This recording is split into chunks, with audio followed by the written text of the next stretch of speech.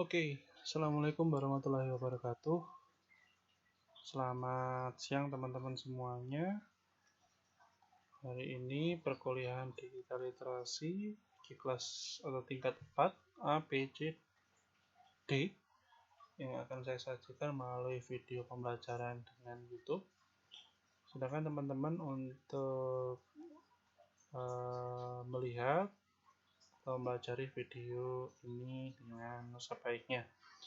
Nah, materi untuk hari ini adalah Learning Management System untuk pembelajaran pendidikan jasmani atau dalam ranah pendidikan.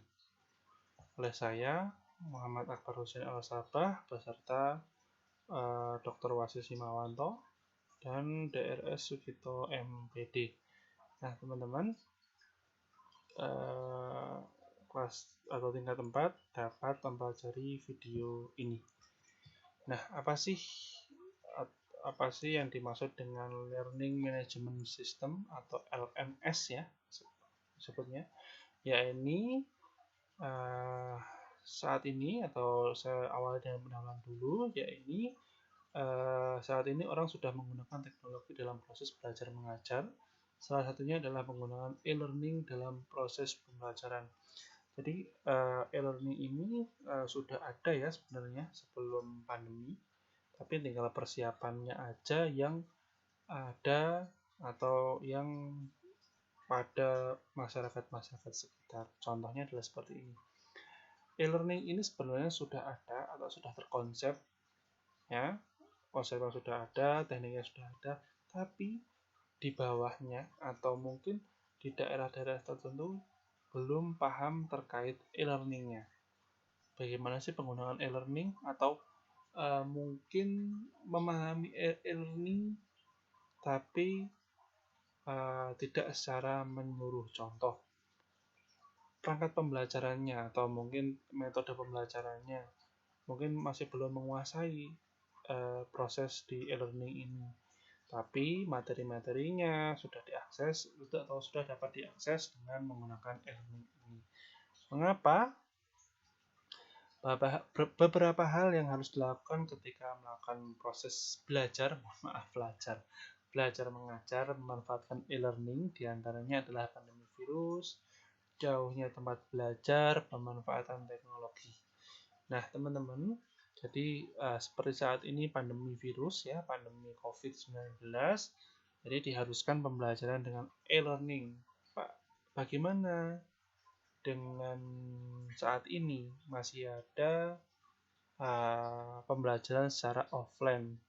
Ini kita berbicara terkait pandemi ya, karena sekarang sudah mulai ada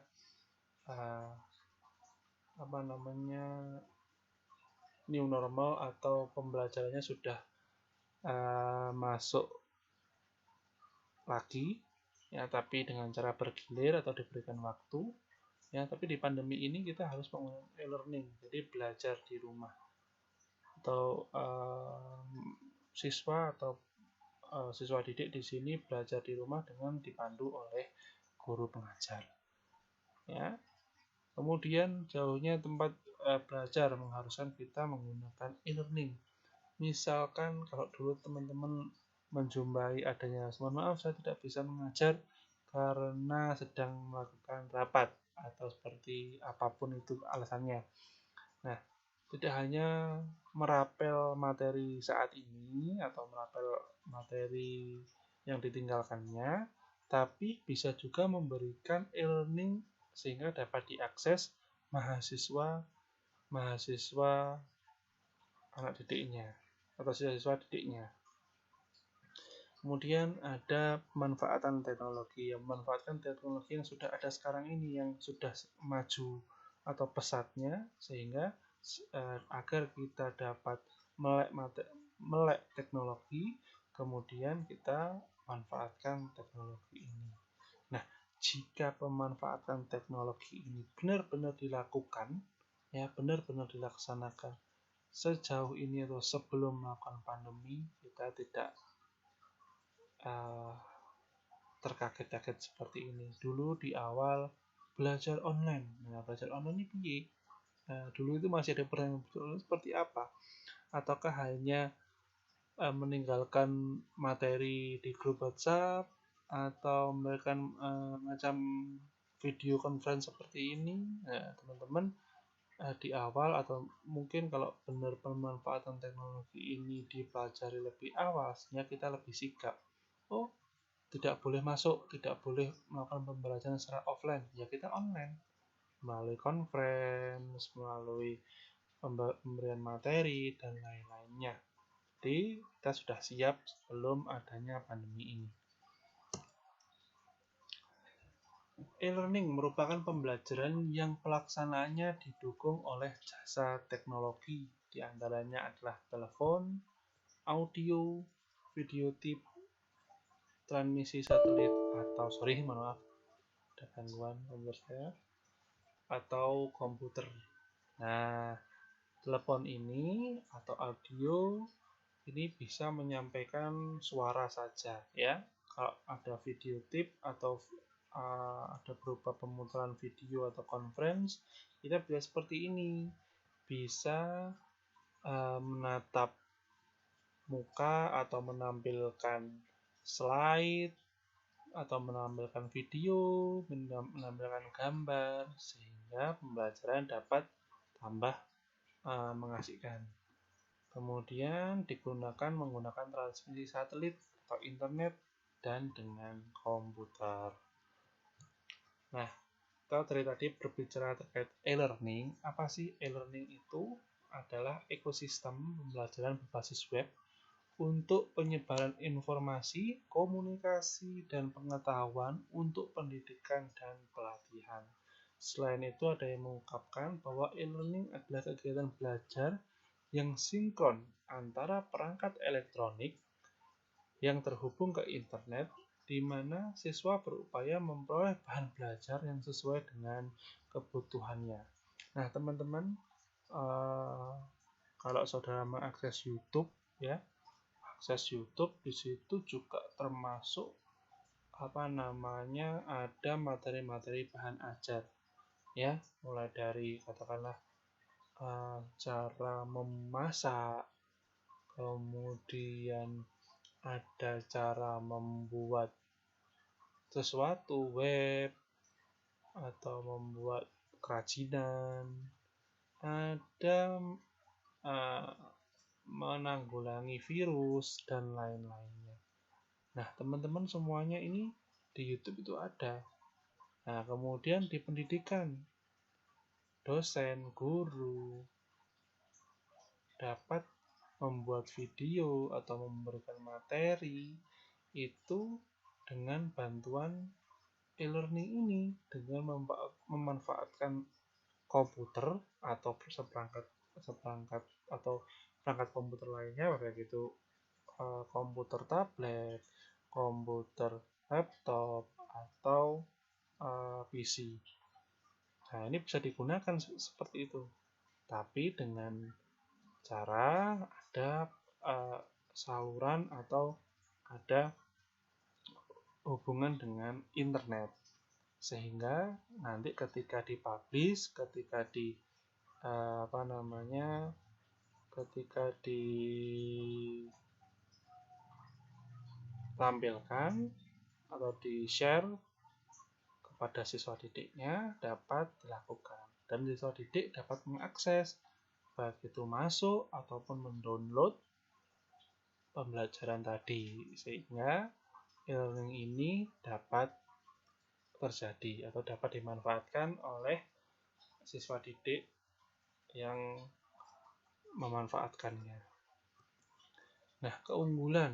Apa sih keunggulan e-learning? Yang paling menonjol adalah efisiensinya. Dalam penggunaan waktu dan ruang dengan e-learning, pengajar dan siswa tidak lagi selalu harus tatap muka dalam ruang kelas pada waktu bersamaan.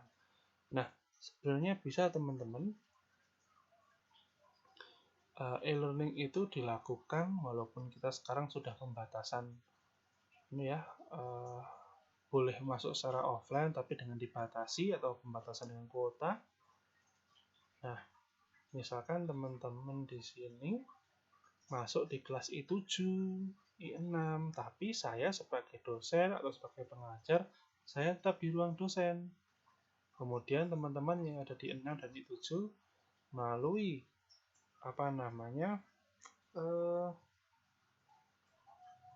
LCD dan perangkat komputernya itu menampilkan saya yang ada di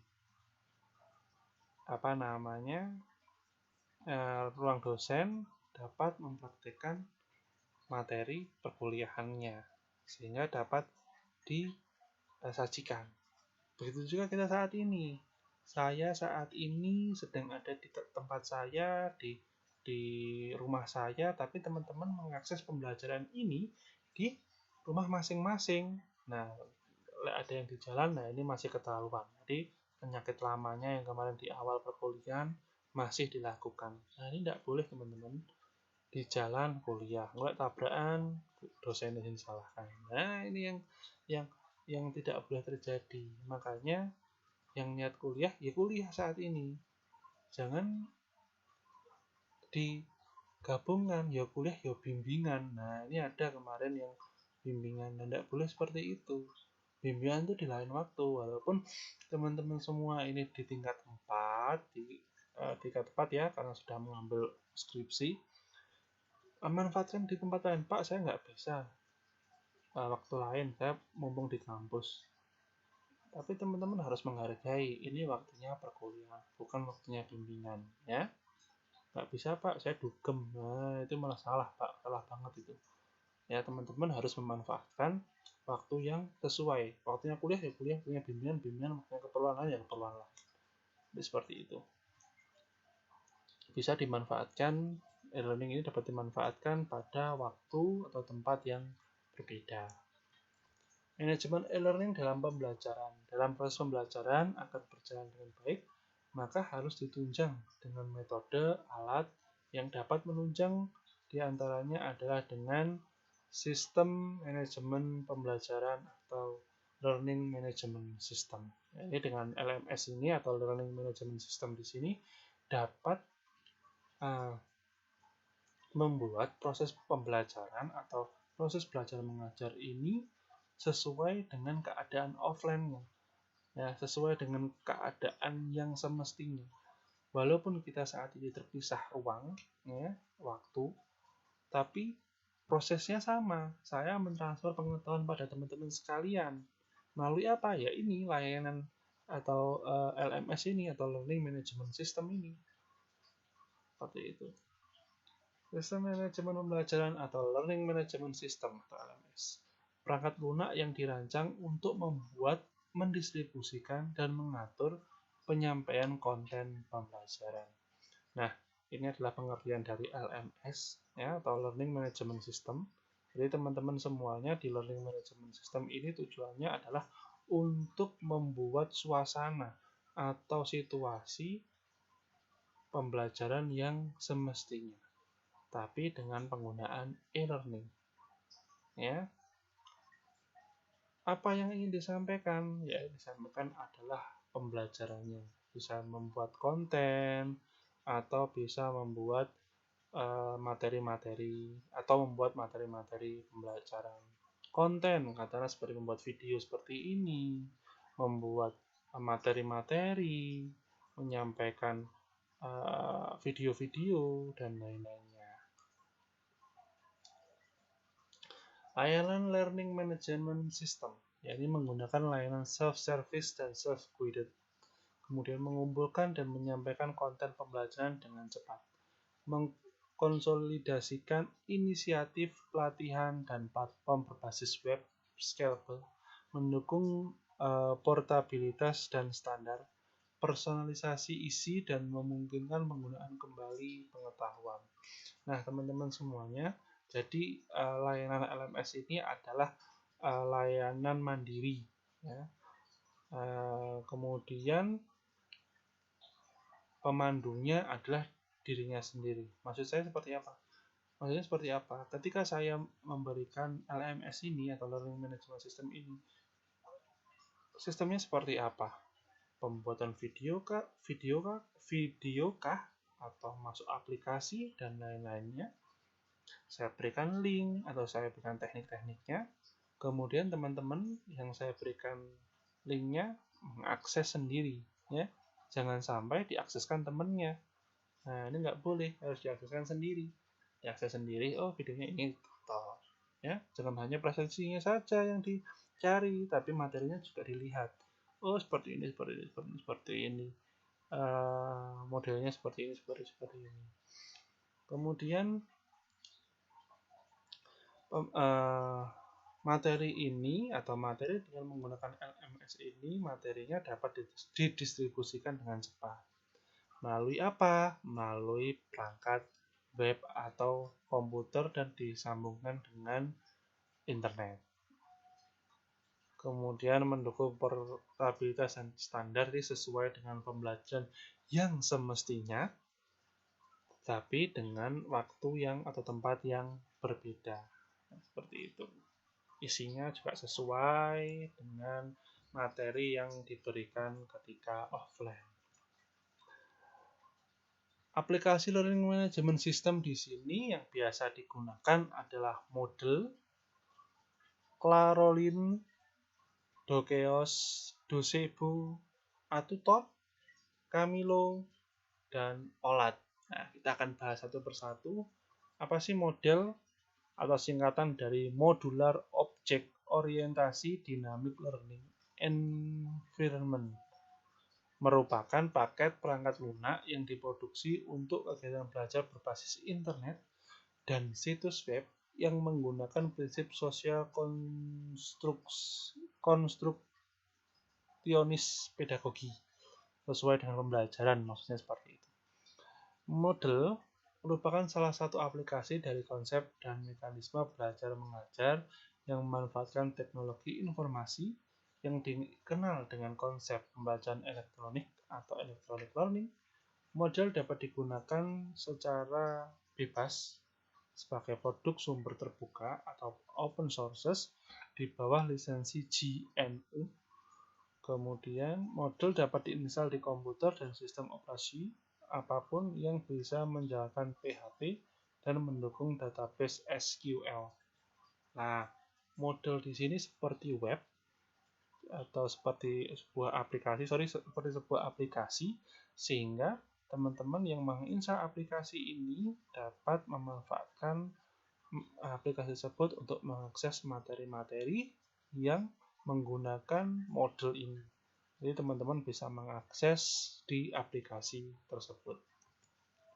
Clarolin adalah Learning Management System open source berbasis PHP dan MySQL yang pada awalnya dikembangkan oleh UCL, Universitas Katolik Leuven, ya, ini bahasa Indonesia-nya, mohon maaf, di Belgia pada tahun 2001.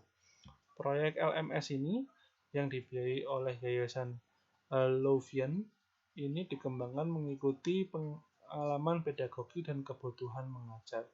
Sejak tahun 2004 sampai 2007, CRD-Camp turut memberikan sumbangsih signifikan terhadap pengembangan Celorin. Dibandingkan LMS populer lain seperti Moodle maupun Dokeos, Celorin memiliki tampilan yang sederhana, ukuran file instalasinya pun kecil, penggunaannya di Indonesia sudah cukup banyak di Indonesia, di sekolah tinggi dan universitas. Sama seperti yang tadi, berupa aplikasi yang di dalamnya dapat diunduh atau mungkin dapat melakukan akses bagi siswa didik terhadap materi pembelajarannya tadi. Kemudian Dokeos. Apa sih Dokeos?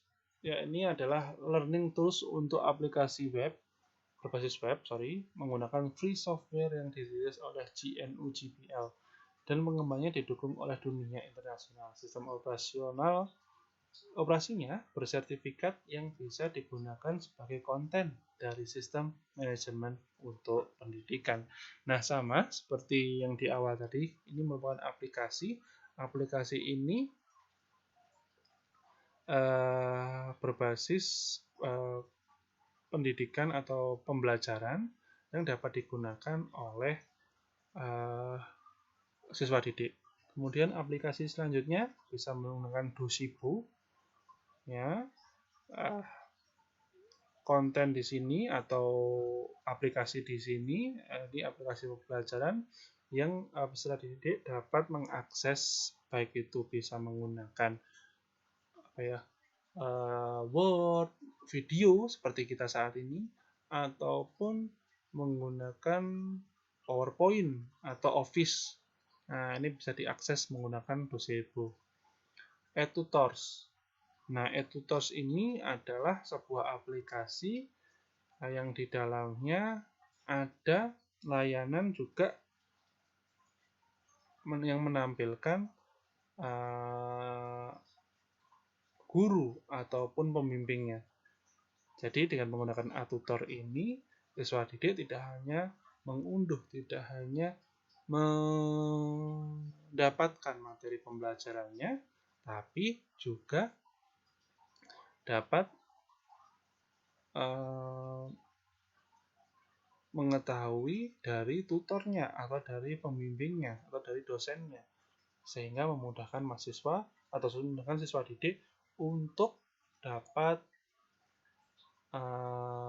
memahami materi tersebut. Tentunya eTutor ini adalah aplikasi yang online, ya, bukan secara offline.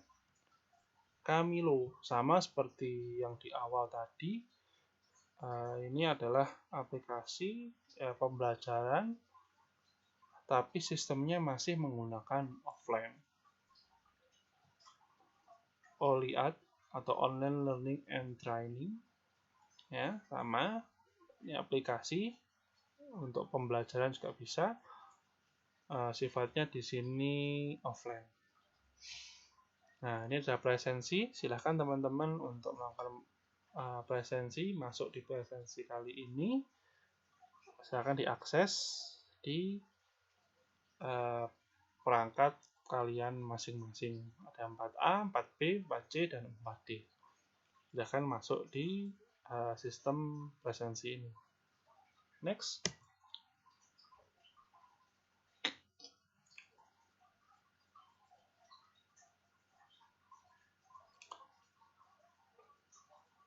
Fitur-fitur learning management system yang mendukung proses belajar online. Nah, saya akan putar lebih lama lagi terkait presensi. Silakan teman-teman untuk masuk pada web tersebut.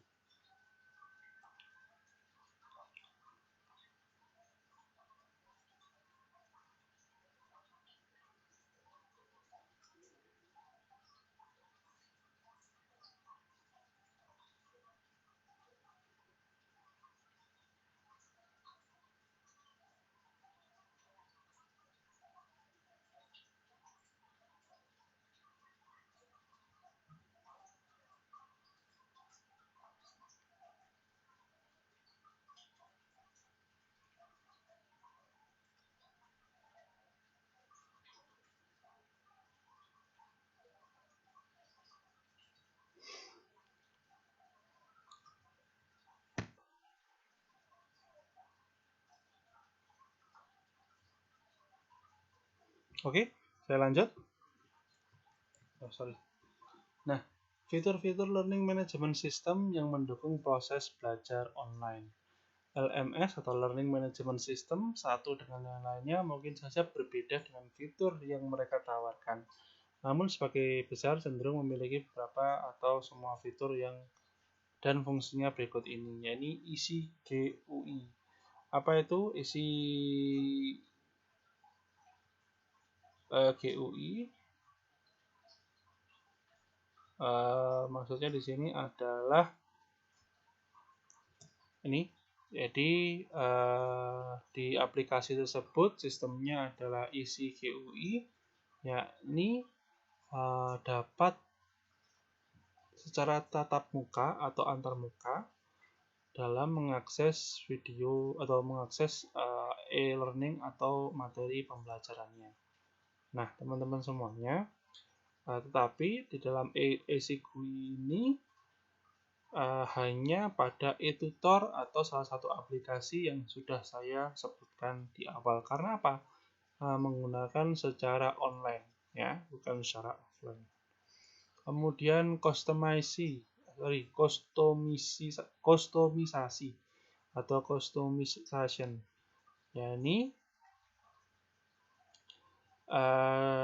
di aplikasi tersebut terdapat pengaturan bahasa, kemudian notifikasi, kemudian notifikasi tersebut agar sesuai dengan bagaimana yang diinginkan di LMS tersebut.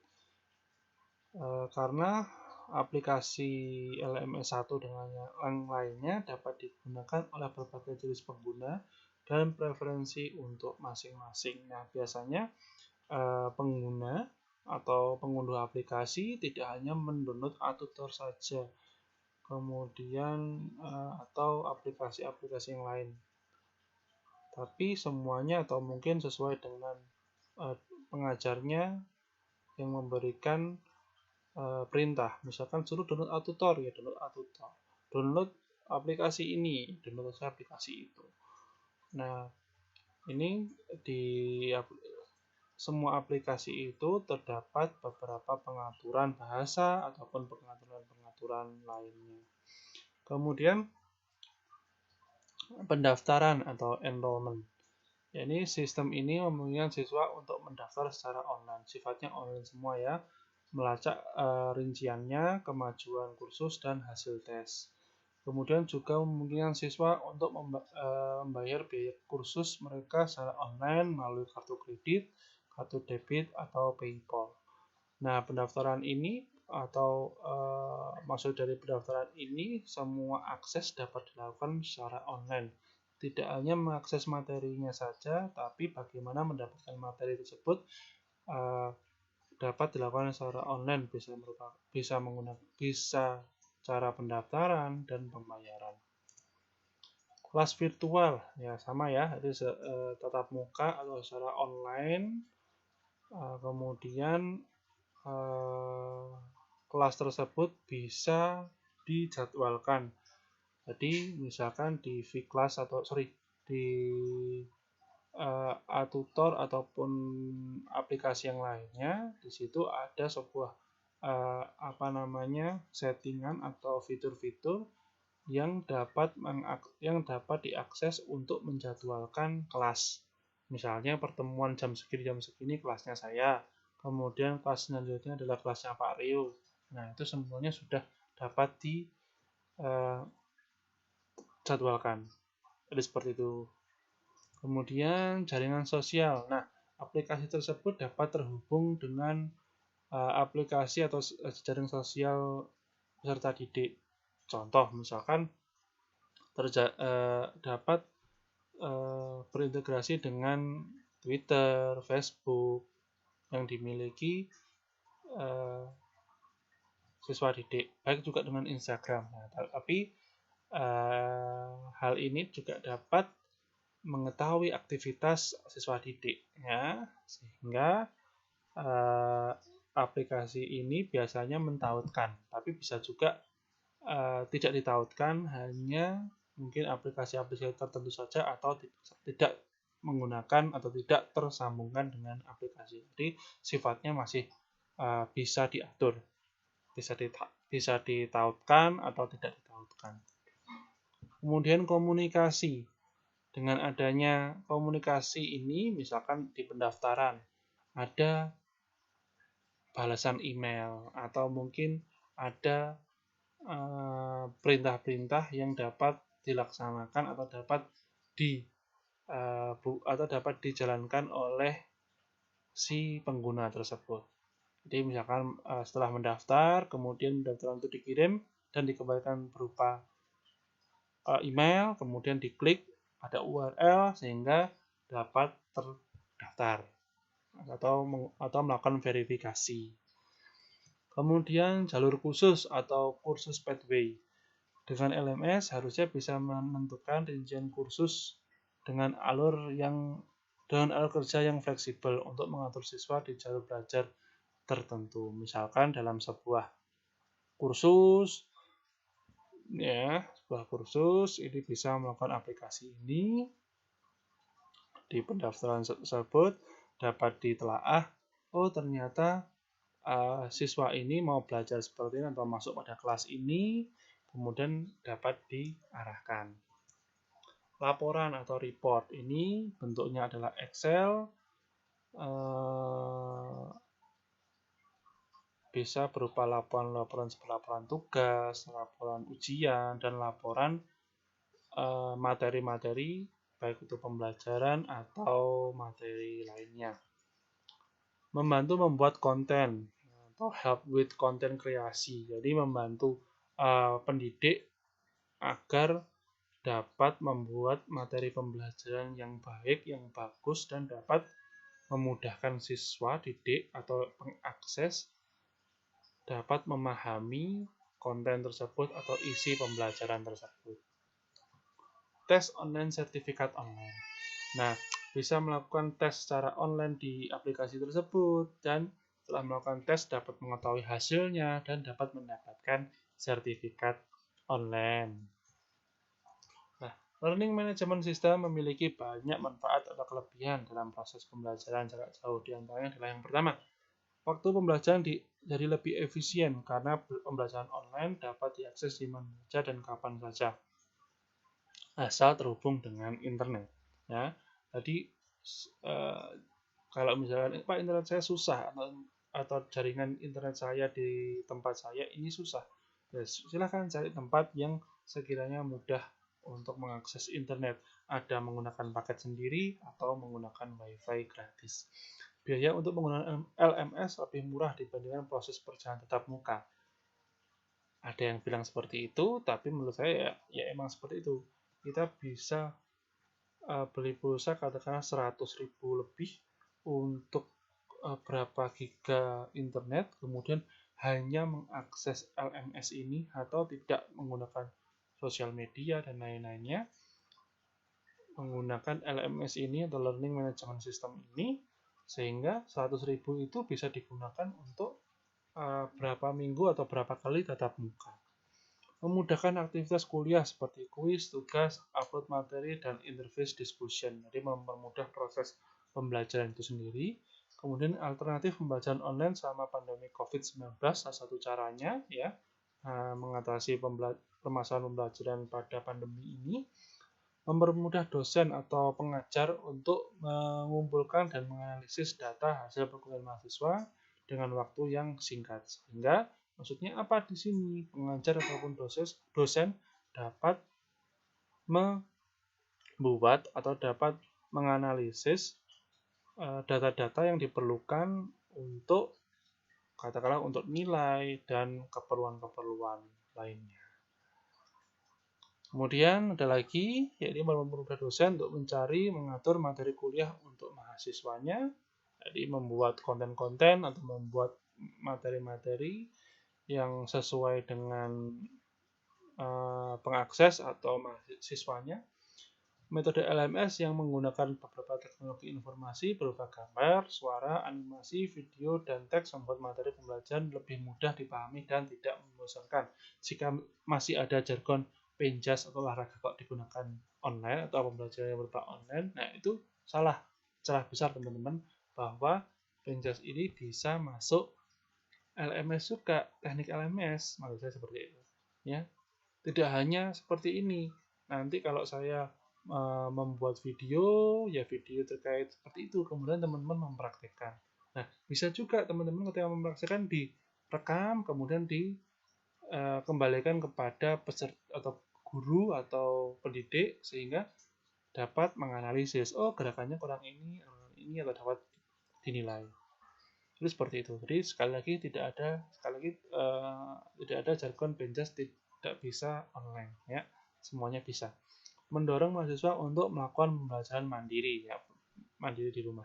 Konten pembelajaran untuk mahasiswa dapat terdokumentasi dengan baik ya, tersimpan dengan baik sehingga siswa-siswa yang besok yang akan mau mengaksesnya bisa mengakses secara mudah. Memudahkan interaksi antara dosen dan mahasiswa dengan adanya fitur obrolan dan grup diskusi. Kalau saya di sini menggunakan Google Form, ya bisa menggunakan Google Form tersebut diisi pertanyaan ataupun feedback antara dosen dan mahasiswa atau peserta didik dengan didiknya. Media belajar online LMS ini juga memiliki kekurangan. Nah, kalau tadi kita berbicara kelebihan, antara lain adalah kekurangannya diantaranya adalah dibutuhkan koneksi internet, jadi masih memerlukan internet yang stabil. Kurang bisa melakukan interaksi secara real time antara dosen dan mahasiswa. Nah, kalau misalkan di Google Form saya itu ada pertanyaan, nah silakan jika ada pertanyaan diisi. Kalau tidak ada ya usah dikosongi, tidak usah sementara tidak ada ataupun tidak ada. Tapi saya balasnya apa? Kalau tidak pertemuan minggu depan ya akhir perkuliahan yang akan kita bahas bersama-sama. Membutuhkan perangkat penunjang seperti komputer, laptop, dan smartphone untuk bisa mengakses. Ada juga yang masih belum punya perangkat ini ataupun perangkatnya tidak support. Nah, itu permasalahannya. Nah, sekian dan terima kasih teman-teman. Itu tadi materi perkuliahan digital literasi kita untuk hari ini. Semoga semuanya dapat mengerti dari materi saya. Teman-teman bisa belajar. Jika ada kurang paham atau tidak mengerti, silahkan bertanya. Terima kasih teman-teman sekalian. Wassalamualaikum warahmatullahi wabarakatuh.